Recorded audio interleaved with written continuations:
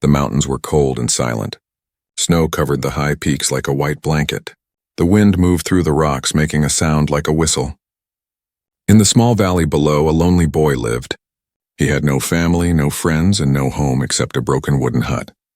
People from the nearby town called him an orphan, but he called himself a survivor. The boy's name was Jaro. He was only 14 years old, yet his eyes looked much older. Every day he searched the forest for berries, roots, and sometimes a rabbit if he was lucky. His clothes were torn, his shoes had holes, but his spirit was strong. He had learned to fight hunger, to fight the cold, and to fight the sadness inside him. Still, every night when the stars came out, he felt the same emptiness. He often asked himself, "Why am I alone in this big world?" One night when the moon was thin and silver, Jaro sat near his small fire.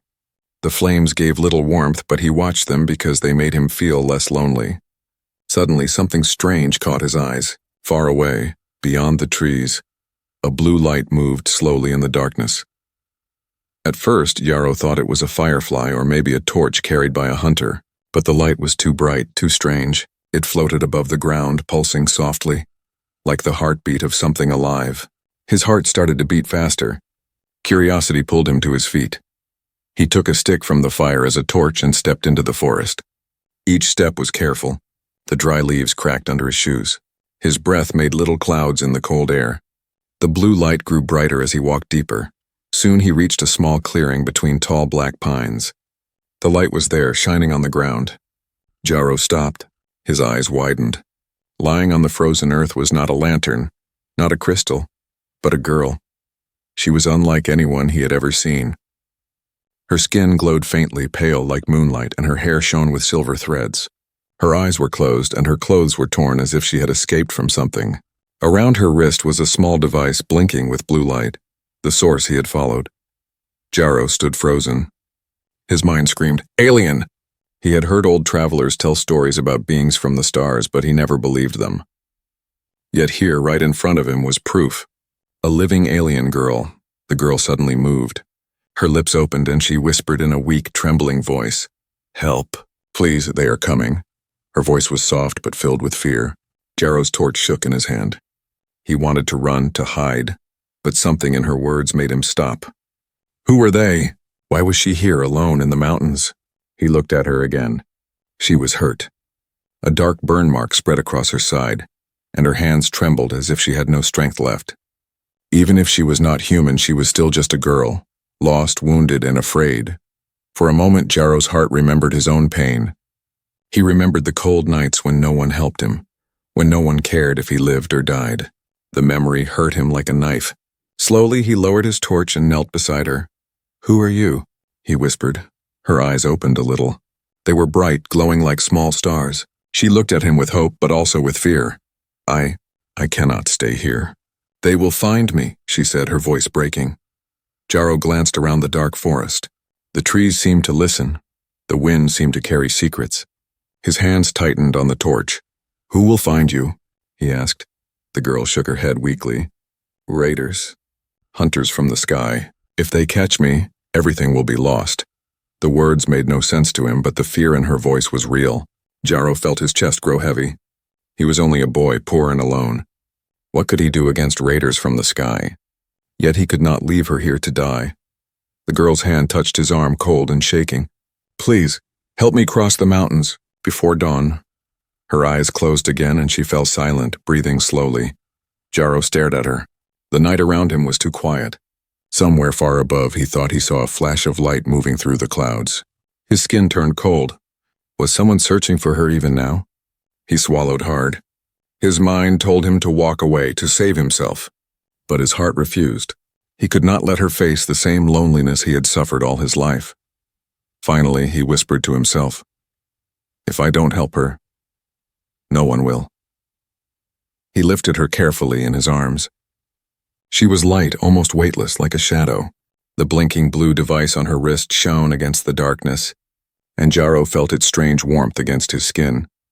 The forest around him seemed darker than before, and the mountains in the distance looked taller, sharper, more dangerous.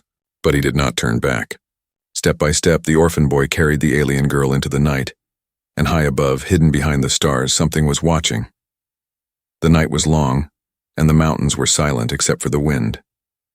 Jaro walked slowly through the trees, carrying the strange girl in his arms. Her silver hair glowed faintly, and the blinking blue light on her wrist guided his way like a small star. His legs were tired, and his breath came heavy. He had never carried another person before, but he could not leave her behind. He reached his small wooden hut near the edge of the valley and gently placed her on the rough bed made of straw. For a while, he just stood there, staring.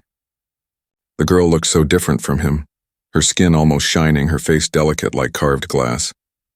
She was not from his world, that much was clear, and yet lying helpless on his bed, she looked fragile, almost human. Jaro sat by the fire and thought, why did I bring her here? He was only an orphan, poor and weak. He had no weapon, no family, no power. If the raiders she spoke about were real, then he had invited danger into his home. His heart beat faster. Should he help her?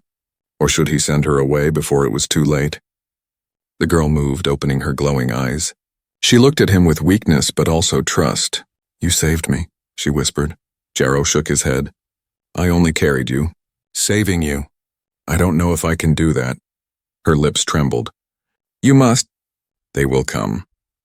If I don't cross the mountains before sunrise, they will find me.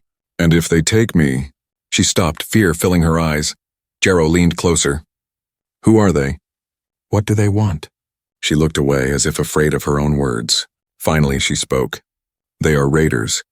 They follow me from the stars. They want what I carry. If they take it, they will destroy many worlds. Not just mine, maybe even yours. She lifted her wrist weakly, showing the blinking device. The light reflected on Jaro's face. He did not understand its power, but he saw the seriousness in her eyes. He frowned. Why me? I'm just a boy. I cannot fight raiders. I cannot save worlds. The girl reached out, her cold fingers touching his hand. Because you are here. Because you are the only one. Her words sank deep into Jaro's heart. All his life he had been invisible. Nobody needed him. Nobody asked him for help. And now this strange girl from the stars looked at him as if he was her only hope. The fire cracked softly between them. Jaro remembered nights when he wished someone would save him from loneliness. Now he had the chance to save someone else. Still, fear held him. If he agreed, he might die. The raiders could kill him easily. But if he refused, she would surely be caught. He closed his eyes for a moment. His hands trembled, but his voice grew firm. I will help you. The girl's eyes widened with relief. Thank you. Human boy. My name is Jaro, he said softly. She smiled weakly. I am Lyra. For the first time, her voice carried warmth. Jaro felt a strange connection, like two lonely souls meeting in the dark. But there was no time for comfort. Already he felt the danger pressing around them. The air outside carried strange vibrations, as if heavy machines moved in the distance. The girl was right. The raiders were near. Jaro quickly packed what little he had, a rope, a small knife, some dried food, and a water skin. He wrapped his old blanket around Lyra's shoulders. You must stay quiet, he told her. The mountains are hard even for me. For you it will be worse. Lyra nodded, though her body was weak. I will follow you. I trust you. The words made Jaro's chest tighten. Nobody had ever trusted him before. He felt a strange strength rise inside him. They stepped outside into the freezing night. The stars above were brighter than ever, but one of them seemed to move, slowly drifting across the sky. Jaro froze. That was no star. It was a ship. Lyra saw it too and whispered, They are searching. The boy pulled her into the trees, hiding under branches heavy with snow. His mind raced. He had made his decision, but now the weight of it pressed down on him. He was no longer just an orphan. He was a guide, a protector, and the fate of this girl and maybe more rested on him. As they began climbing the first rocky slope, Jaro's fear did not leave him. But beside the fear was something else, determination. For the first time in his life, someone needed him, and he would not fail. Far above, the ship's lights moved slowly, scanning the mountains. In the distance, a faint roar of engines echoed through the valley. The raiders were coming closer. Jaro tightened his grip on Lyra's hand. We must move fast, he said. Lyra's voice was weak but filled with trust. With you, I will make it. And so the lonely boy and the alien girl disappeared into the dark mountains while the hunters from the sky drew nearer with every passing moment. The mountains stood tall like silent giants, their peaks cutting into the night sky. Jarrow and Lyra moved carefully under the trees, away from the weak safety of his hut. The ground was hard and covered with frost, each step crunching softly. Above them, stars glittered like a million cold eyes watching. Jarrow held Lyra's hand tightly. Her steps were slow and her breathing heavy. She was still weak, but her eyes glowed with determination. She did not complain, though the path was steep. The boy glanced at her often, worried she might fall. "Stay close," Jarrow whispered. Lyra nodded. "I will, just don't let go." The words were simple, but they warmed Jarrow's heart. He had walked these paths alone many times, but never with someone beside him. For the first time, his loneliness was broken. The forest around them was alive with strange sounds. An owl hooted in the distance. A fox screamed, sharp and haunting. Yet none of these sounds frightened Jarrow as much as the silence that followed. It was the silence of something unnatural, the silence of being hunted. Lyra suddenly stopped. Her glowing eyes scanned the dark sky. "They are near," she whispered. Jarrow frowned. He saw nothing. "How do you know?" "My people." "We feel energy," she said softly. "Their ships move like shadows above the clouds." "They are looking for me." Jarrow's stomach tightened. He remembered the moving star he had seen earlier. Now he believed her. Somewhere up there, raiders searched the mountains, and down here he was their shield. They continued climbing until they reached a ridge. From there, Jarrow could see the valley below. His hut looked small, lonely, like a forgotten toy. For a moment he thought about turning back, but then Lyra squeezed his hand. "Don't stop," she said. He nodded. "We go higher." The path grew sharper. Rocks cut through his thin shoes, and the cold air burned his lungs. Jarrow was used to suffering, but Lyra was not. Her steps grew slower, her body trembling. At last she stumbled. Jarrow caught her before she fell. I'm sorry," she whispered. "Don't be," Jarrow said firmly. "You are not alone anymore." He helped her sit on a rock. Her silver hair shimmered faintly in the moonlight. Jarrow reached into his bag and gave her some dried roots and water. She ate silently, her eyes soft with gratitude. After a moment, Lyra spoke. "You are brave, Jarrow. Braver than many warriors I knew." Jarrow shook his head. "I am not brave, I am just trying." "That is what bravery is," she said quietly. Her words stayed in his mind. He had never thought of himself as brave. Just a poor boy fighting to stay alive. But now, maybe he was something more. Suddenly, a low hum filled the air. Jarrow froze. The sound came from above, deep and mechanical. He pulled Lyra down behind a boulder. A light swept across the trees, a thin white beam moving slowly across the valley. "Stay down," Jarrow whispered. His heart pounded like a drum. The beam passed close, so close he could feel its heat. Lyra pressed against him, trembling. The light searched, moving back and forth before finally sliding away into the distance. The hum faded. Jarrow let out a shaky breath. "That was close." Lyra nodded, her eyes filled with fear. "They are hunting with scanners. If they find me, it will not just be me they take.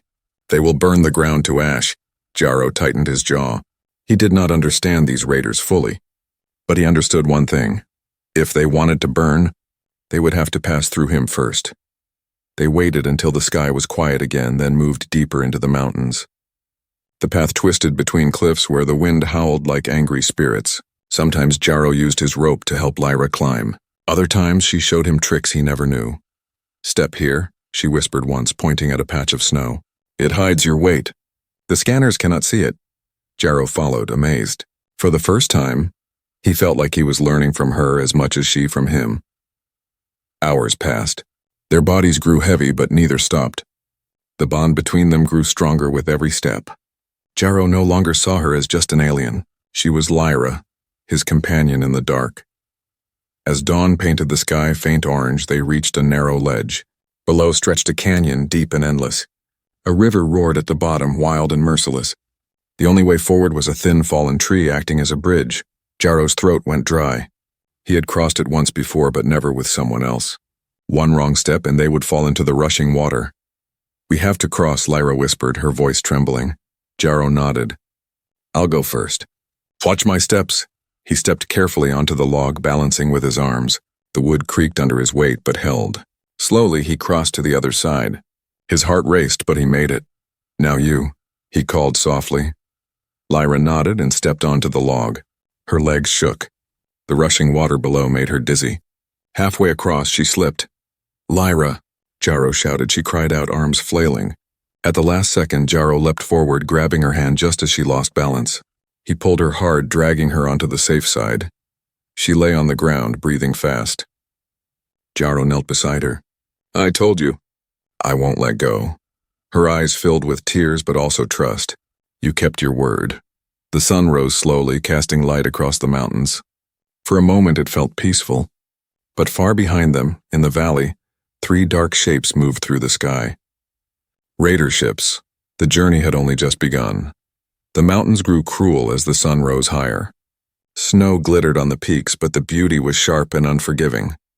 Jaro and Lyra climbed slowly, their bodies heavy from the long night.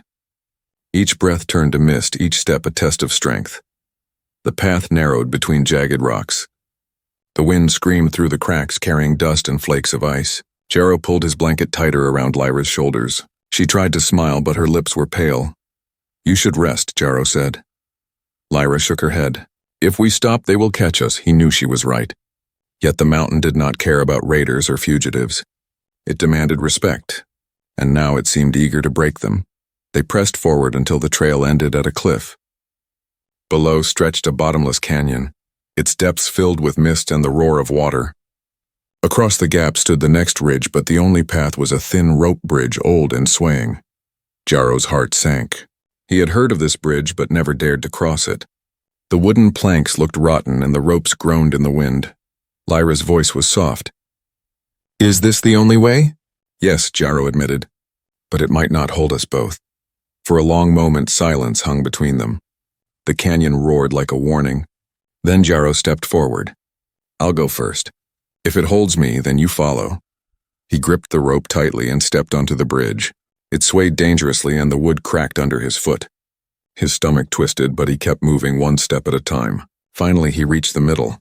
The wind howled, pushing the bridge side to side. Jaro's hands burned against the rope, but he did not let go. He forced himself forward until at last his feet touched solid ground. He turned back. "Come, Lyra," he called.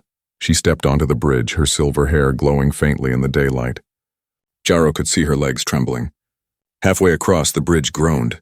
A plank snapped, falling into the abyss. Lyra gasped, clutching the rope. "Don't look down," Jaro shouted. "Look at me." Her glowing eyes locked on his. Slowly, carefully, she moved forward until he grabbed her arms and pulled her to safety. She collapsed against him, shaking. "That was death," she whispered. Jaro nodded, his heart pounding. But we lived.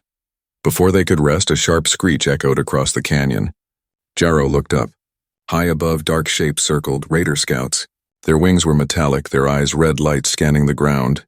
"Down!" Jaro pulled Lyra under a rock outcrop. They pressed close as shadows swept across the snow.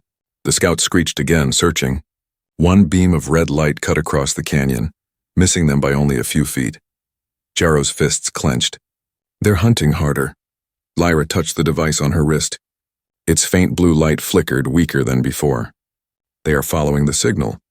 My beacon is dying, but until it fades, they will chase me." "Then we have to move faster," Jaro said firmly. They continued deeper into the mountains. The path twisted into a frozen pass where sharp rocks jutted like teeth. The cold grew worse, stabbing their skin. Jaro's shoes tore more and his toes burned with pain. Still, he kept going, guiding Lyra. By afternoon, their food was nearly gone. Jaro searched the rocks for moss and found only a little. He shared it with Lyra, even though his stomach growled louder than the wind. She looked at him with gentle eyes. "You always give, even when you have nothing," she said softly. Jaro shrugged. "That's how I survived." She touched his hand. "No, that's how you live." The words gave him strength, though his body was weak. Together they pushed on until a storm rolled over the mountains. Dark clouds swallowed the sun. Snow and ice whipped against their faces. "We need shelter," Jaro shouted. Through the blinding white, he spotted a cave in the cliffside. He dragged Lyra toward it, their bodies freezing. At last, they stumbled inside. The cave was dark and cold, but it blocked the storm. Jaro quickly gathered dry sticks from his pack and lit a fire. The flames cracked, giving life to the shadows. Lyra sat close, shivering, her silver hair wet with frost. For a moment, the storm outside was only noise. Inside the cave, there was silence except for their breathing. Then Lyra spoke. "Jaro, I must tell you something, he turned.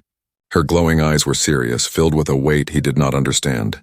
She lifted the device on her wrist. This is not just a beacon. It is a map.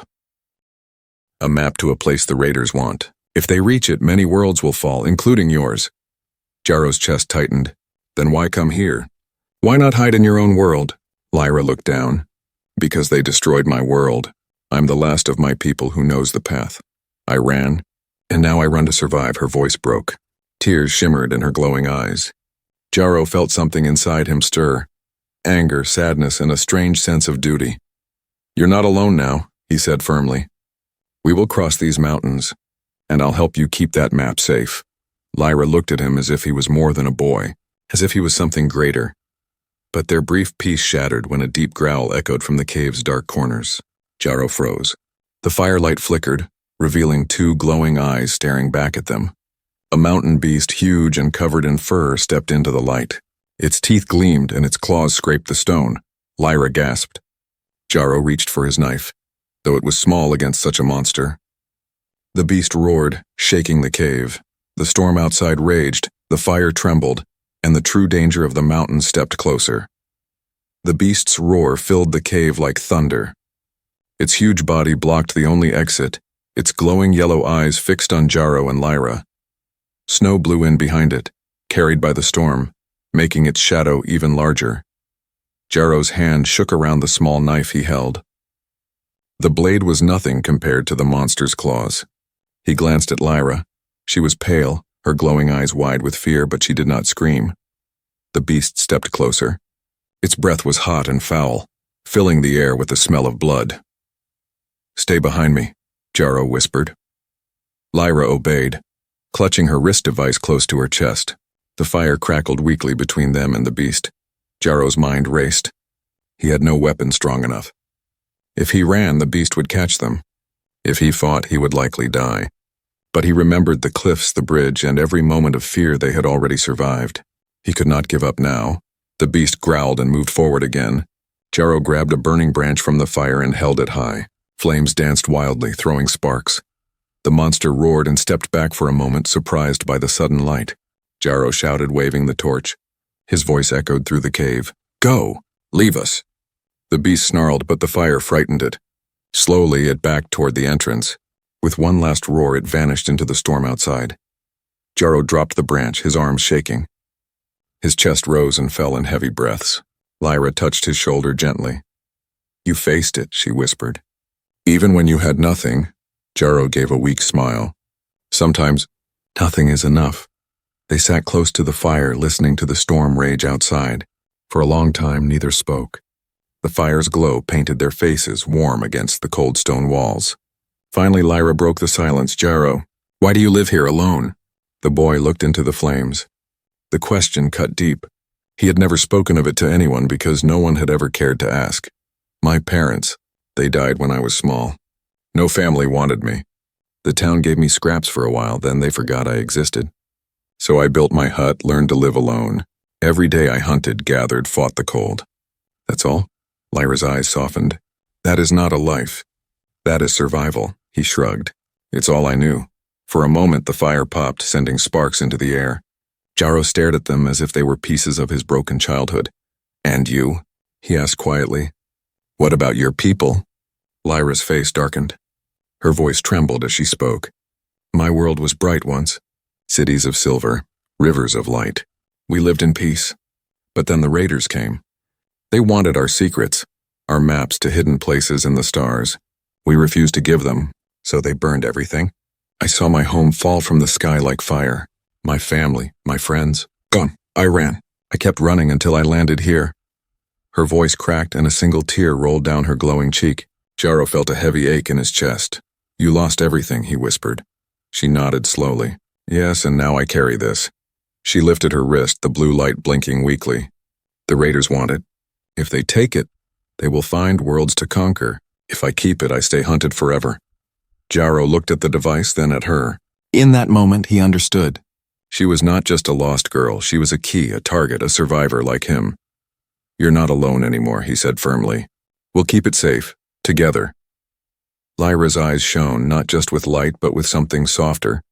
Why would you risk your life for me? You owe me nothing. Jaro thought for a moment, then answered with the truth. Because no one ever risked anything for me, and I know how that feels. Silence filled the cave again, but it was no longer heavy. It was gentle, like a bond forming in the firelight. The storm outside began to fade, leaving only the distant howl of wind. Jaro leaned back against the wall, exhausted.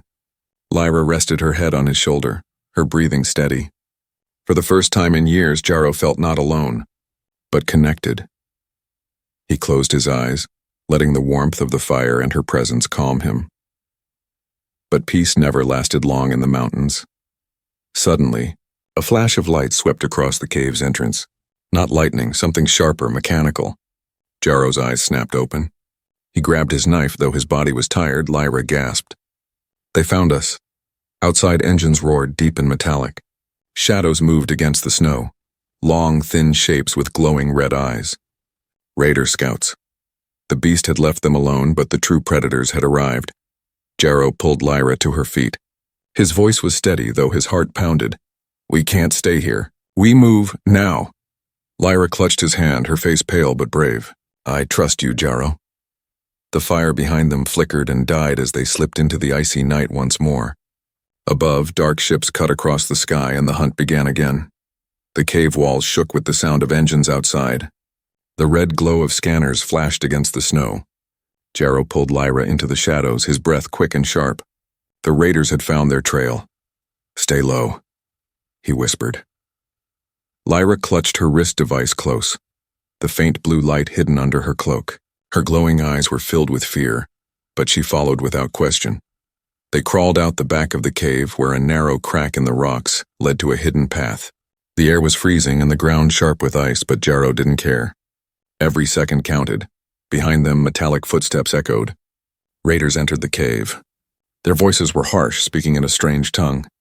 Jaro could not understand the words, but he understood the sound of hunters closing in. The boy led Lyra down the narrow pass, moving quickly but carefully. His mind raced, remembering every secret trail he had explored during lonely years in the mountains. Now those hidden paths were their only chance. They reached a split in the cliffs. To the left, a wide open slope where their tracks would be clear. To the right, a dangerous climb up jagged rocks. Jaro chose the rocks. Hold tight to me, he told her. Lyra nodded, though her hands shook. They climbed, fingers frozen, shoes slipping. Twice Jaro almost fell. But each time he pulled himself up, teeth clenched. He helped Lyra with the rope, pushing her higher when her legs trembled. Suddenly, a red beam swept across the slope below. Raiders appeared, their armor black and shining, their helmets glowing. One of them looked up, eyes scanning the cliff. Jaro froze. His heart hammered. If the raider raised his weapon, it would all end here. But the wind howled, throwing snow into the raider's view.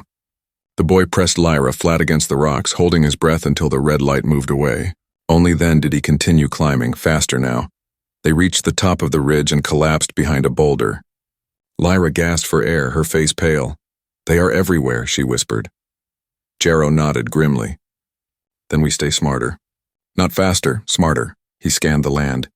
The mountains stretched ahead, full of caves, forests, and hidden valleys. He knew them better than any raider. That was their advantage. Follow me, he said. They moved into a narrow canyon. Snow crunched under their feet, but Jaro dragged a pine branch behind him, brushing away their tracks. Lyra watched silently, impressed. You lived like this all your life? She asked. Yes, Jaro answered. The mountains taught me. They are cruel, but they hide you if you know how to listen. Lyra gave a faint smile. Maybe that is why I found you. Her words gave him strength even as exhaustion pulled at his body. They reached another cave, smaller and dark. Jaro led her inside and quickly covered the entrance with fallen branches. The cold bit at his skin, but at least they were hidden for now. Outside, the raiders' voices grew closer. The hum of their scanners swept across the land. Lyra pressed against Jaro, trembling. The cave was so silent he could hear both their hearts beating. One shadow stopped outside. A raider's red light scanned the entrance. Jaro held his knife, though it would be useless. His hand tightened on Lyra's silent comfort. The raider paused.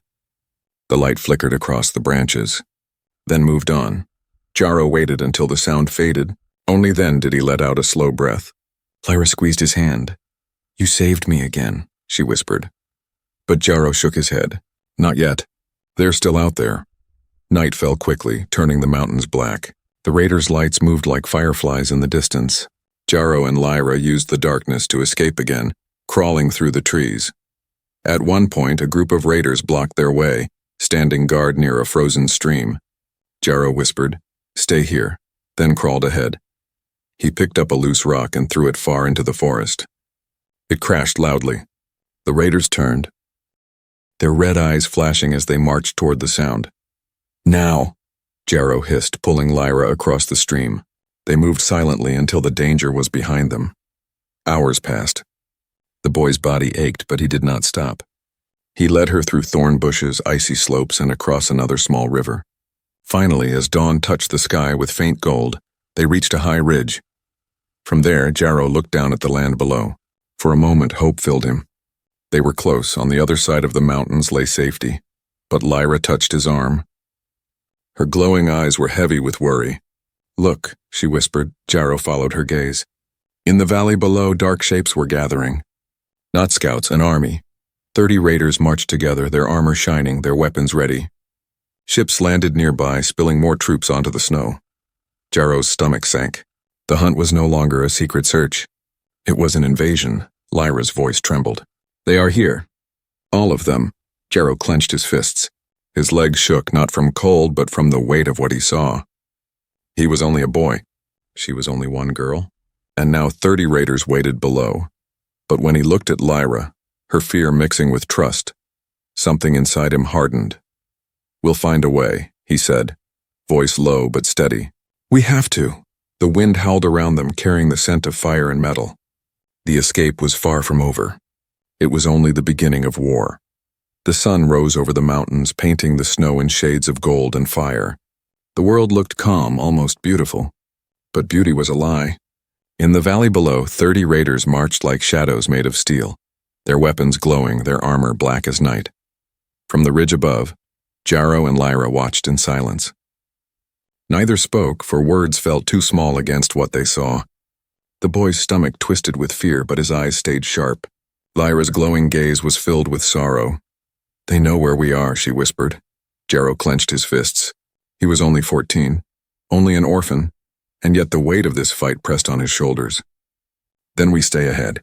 We don't let them catch us." Lyra looked at him with quiet trust. "You talk like a warrior." "I'm not," Jarrow said, shaking his head.